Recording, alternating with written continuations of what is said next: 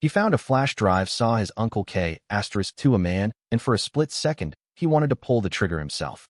My name is Troy Dixon.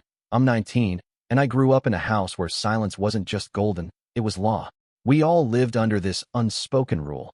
Don't ask questions, especially not about Uncle Vic. Vic was my dad's older brother.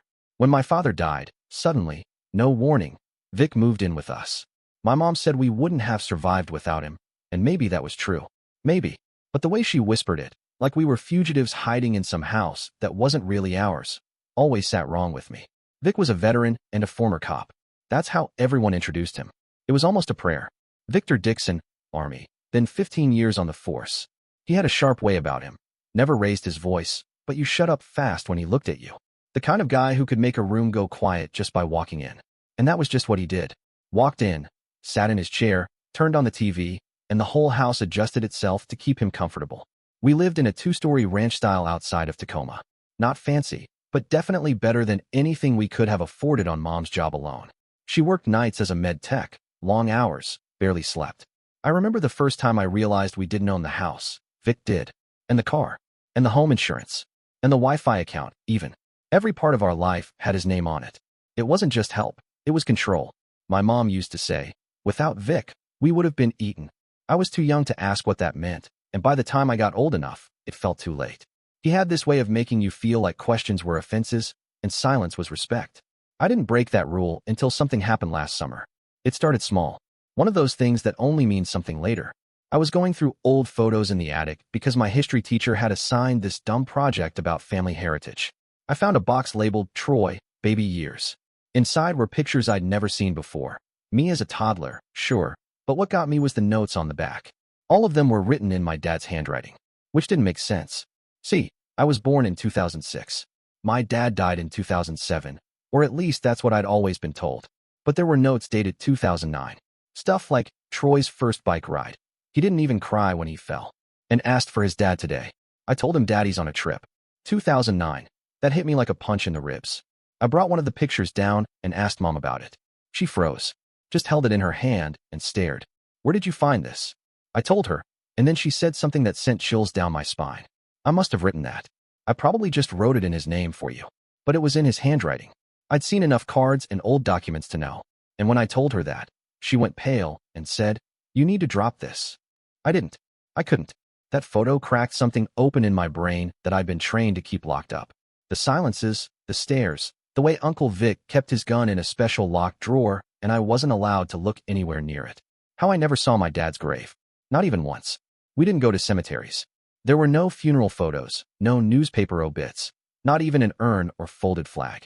Just a single framed photo of Dad in his uniform by the stairs, like a museum exhibit. I started looking deeper. I stole Vic's key one night and unlocked the drawer. No surprise, the gun was there. But so was a brown folder with police department letterhead. Inside were scanned documents, old police reports, court transcripts, even a witness statement. My hands were shaking as I read. My father had been under investigation for corruption and evidence tampering. The case had gone quiet in 2008. No arrest, no conviction, but a lot of smoke. According to one report, the primary whistleblower in the case was Victor Dixon, his own brother. That was the first time I wondered if my dad was even dead. The report said the case had been referred for internal review and then closed without further action due to lack of corroboration. Which meant nothing. Just red tape. But buried in one memo from 2009 was a note. Subject moved out of state per protective arrangement. That subject was listed as Thomas Dixon, my dad. Not deceased. Relocated. I confronted Mom the next morning. I didn't yell. I didn't even raise my voice. I just said, "Is Dad alive?" She looked at me like I had stabbed her. Tears instantly welled up, but she didn't say no. She just said, "Please don't ask questions you can't live with the answers to." I walked out. Spent 2 nights at my friend Elijah's house. Tried to think. Tried to believe it wasn't true. But when I got home, Uncle Vic was waiting in the kitchen. He had my phone on the table in front of him. Said he'd found it unlocked. Said he'd seen what I'd searched. There was no yelling. Just a long pause, and then he said, "Some truths don't help anybody, Troy. They just rip up what little piece people have left." That's when I saw it. A scar. Faint. But there, on his left hand, below the thumb. I remembered it suddenly. A moment when I was 5 or 6, and I asked him how he got it. He'd said it was from Iraq. But the documents I read had a photo attached of my dad in court, being cuffed. He had that same scar. Same hand. I haven't spoken to anyone in my family in 3 weeks. I packed up, moved into a shared apartment near campus with 2 guys I barely know. I haven't told anyone at school. I don't know if my dad's alive. I don't know what Uncle Vic really did. All I know is that my whole life was built on a story no one wanted me to question. And now I can't stop. I didn't plan on snooping. That wasn't my goal when I took the keys from Uncle Vic that evening. He had tossed them to me with that same clipped tone he always used when he gave instructions. Wash the truck. Inside and out. No please, no thanks, just an order, like always. It was around 7, already starting to get dark, and the air smelled like cut grass and warm tires. I took the keys, walked to the driveway, and climbed into the cab of his old Dodge Ram. The inside smelled like smoke and old coffee, the way it always did. I remember turning on the dome light to look for garbage in the back seat. Crumpled receipts, fast food bags, an empty Gatorade bottle. Nothing too weird. Then I opened the glove compartment and saw it. Just sitting there, plain black, no label. A flash drive. I almost didn't take it. I really didn't think it was anything. I mean, people leave USBs in their cars all the time, right? But something about the way it was tucked under a faded insurance form made it feel, not random, not an accident, like it had been hidden or forgotten on purpose. I pocketed it without thinking and finished cleaning the truck, just like he told me. Later that night, when the house was quiet and Vic had already locked himself in his room like he always did after 8, I pulled out my laptop and plugged it in. It clicked to life immediately. 2 files. No folder, no labels. One was just a .txt file, a mess of dates and locations. The other was a video. I didn't know what I was expecting, some old vacation footage, a traffic stop, training clips from his time on the force. I don't know, but it wasn't what I saw. The video opened to shaky footage, grainy and low-res.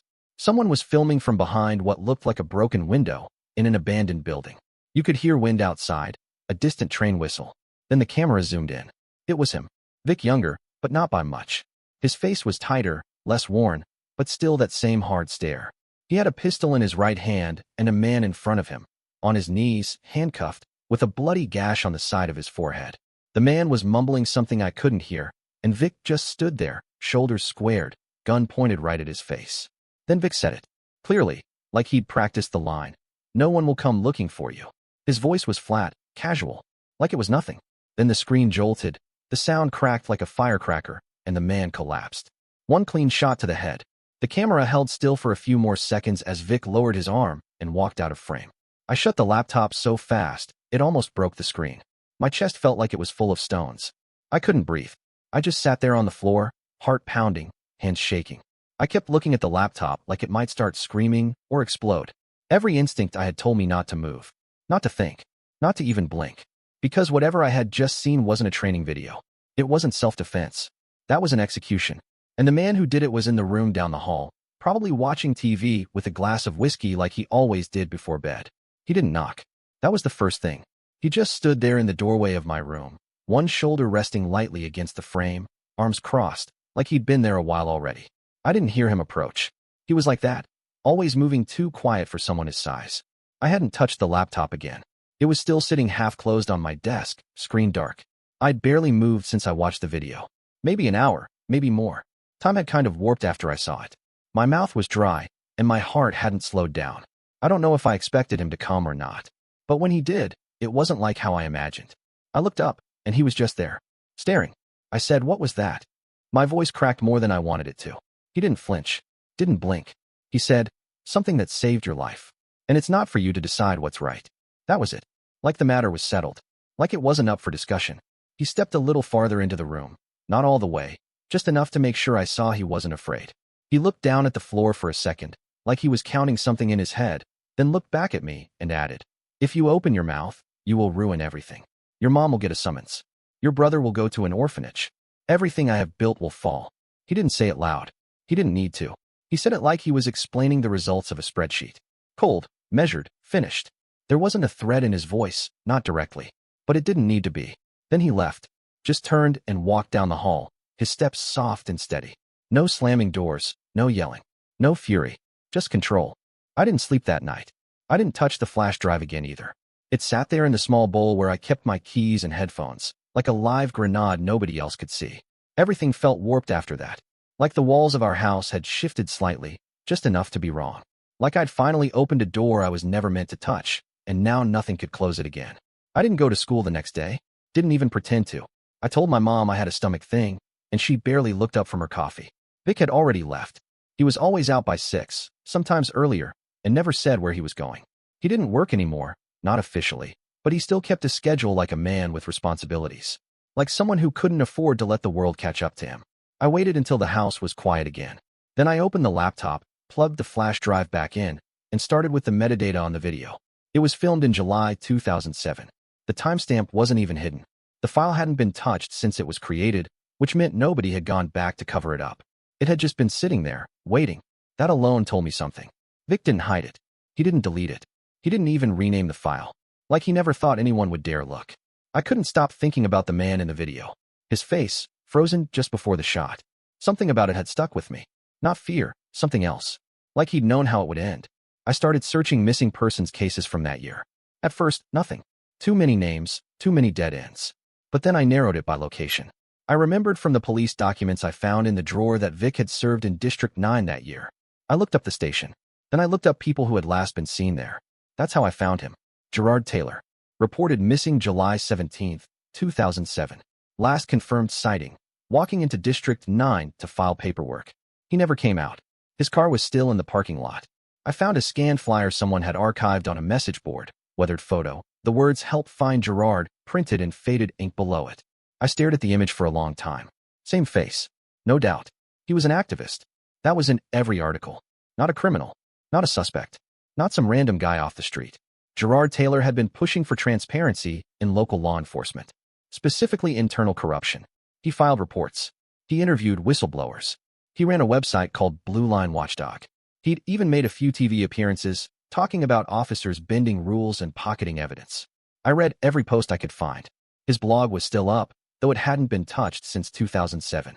His last post was titled "Meeting Today, Progress?" It ended with, "Headed to D9 with new info." Might be something big. That was the day he disappeared. Vic was on duty that day. The precinct logs were still in the city archives. I found them through a public request site. There it was, Officer Victor Dixon, logged in at 7:03 a.m. scheduled for desk work. No report filed for that entire shift. The pieces started to align like magnets. I didn't say anything out loud. Didn't call anyone. Didn't write anything down. I just sat there in the dark, rereading the same few lines over and over. It was him. The man in the video had a name now. He had a story.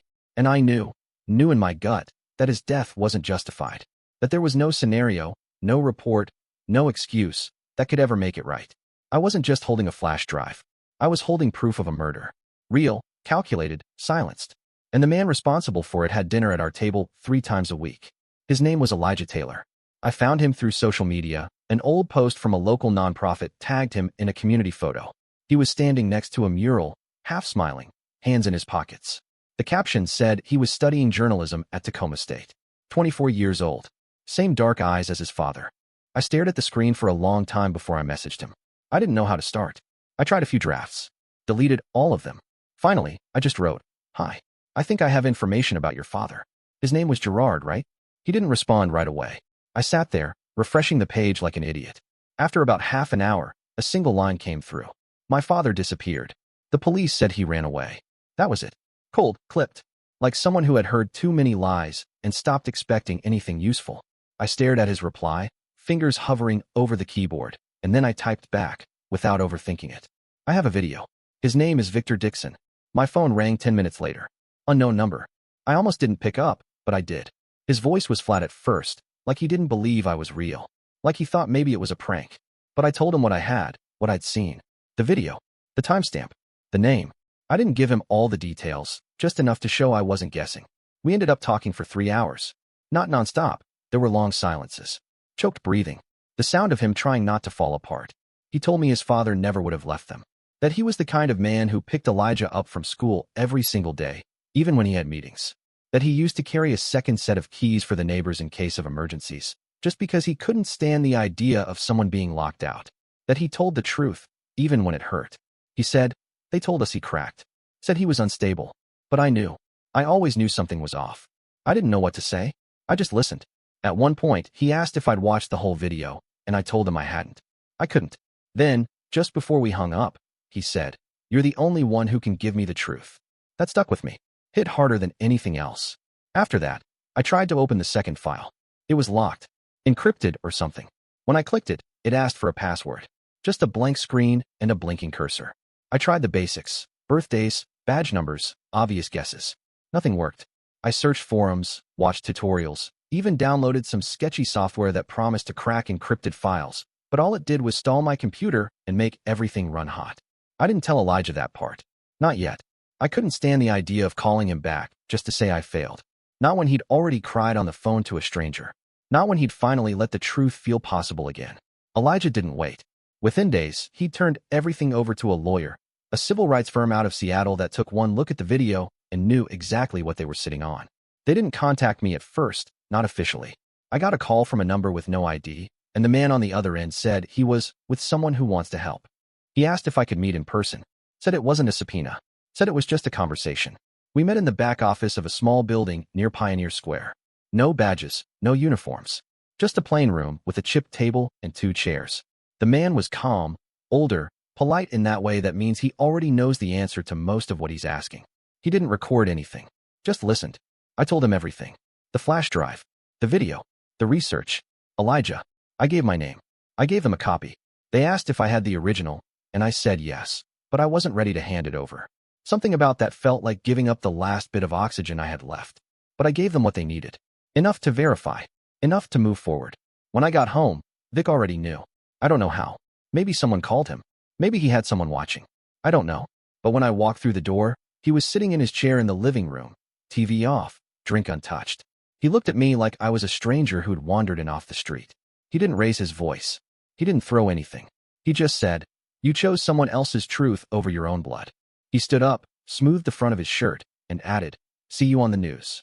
Then he walked past me, out the door, and didn't come back that night. My mom cried when she found out. Not the loud kind.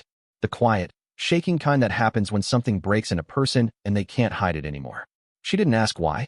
I think she already knew. Maybe not the details, but the shape of it. Maybe she'd always known something wasn't clean. My brother didn't say anything. Not at dinner. Not the next morning. Not for a full week. He wouldn't even look at me. He just kept his headphones in, eyes on his plate, like I was someone else. Like I was part of the damage now. And maybe I was. Maybe I still am. The case went to court in early spring. Cold mornings, cloudy afternoons, wet streets outside the courthouse like they were always freshly rinsed, but never clean.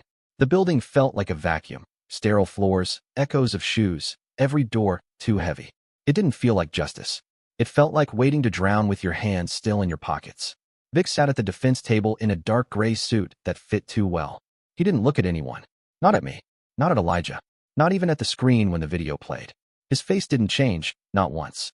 Like he'd carved it out of the same stone they use for war memorials. The only movement was his fingers, tapping the inside of his palm like a clock no one else could hear.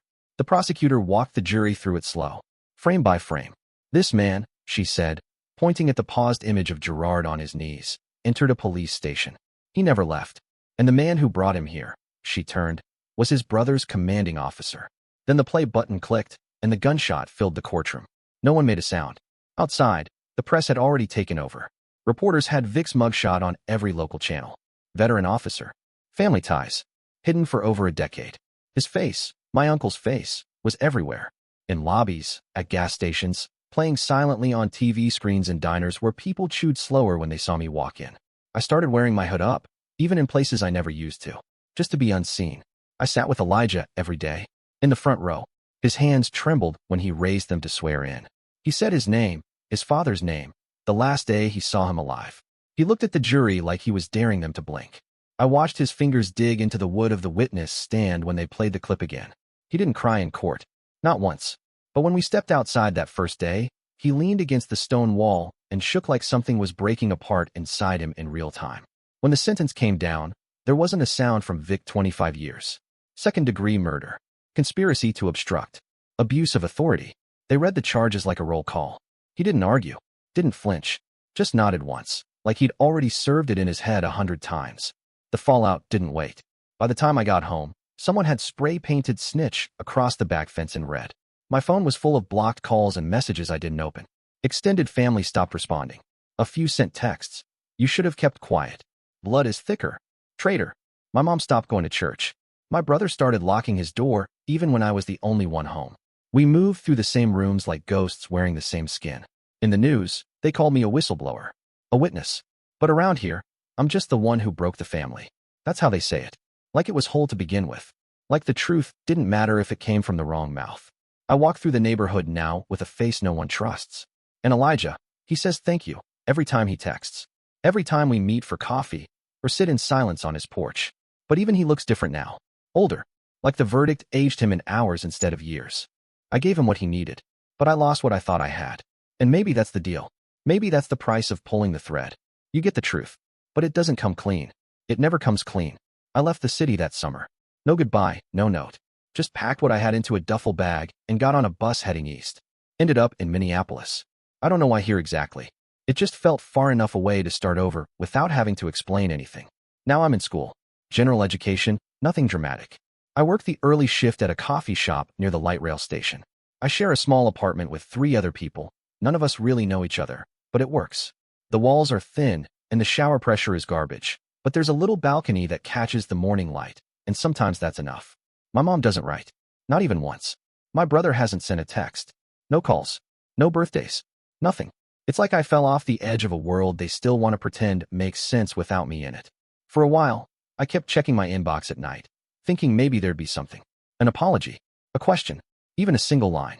But after a few months, I stopped checking. What I do get is a letter. Every week, without fail. Handwritten. Always in the same brown envelope. Always folded into 3 sharp creases. From Elijah. Just a few sentences usually. Sometimes a photo. Sometimes a clipping from a book. But every single one ends the same way. Thanks, brother. He never misses it. No matter what the rest of the letter says, that's how it ends. Every time I read it, it hits a different nerve. Not because it's dramatic, but because it's consistent. Solid. Real. I lost my name in Tacoma. Not legally, but close enough. People look at me differently now, if they know where I'm from. The guy who turned in his own family. The one who broke the code. I don't belong to that past anymore, and honestly, I don't miss it. But somehow, in the fallout, something else began. Quietly. Steady. A friendship that wasn't built on history or blood or obligation. Just a name. Gerard Taylor. And a son who refused to let it be forgotten. So now I'm building forward. It's not loud. It's not neat. But it's mine. What would you have done? If it had been your uncle? Your family? Would you have stayed quiet? Or would you have done what I did and lived with the silence that followed? I'm not asking for forgiveness. I'm just curious how far you'd go, for the truth, or for the people who expect you to bury it. Let me know.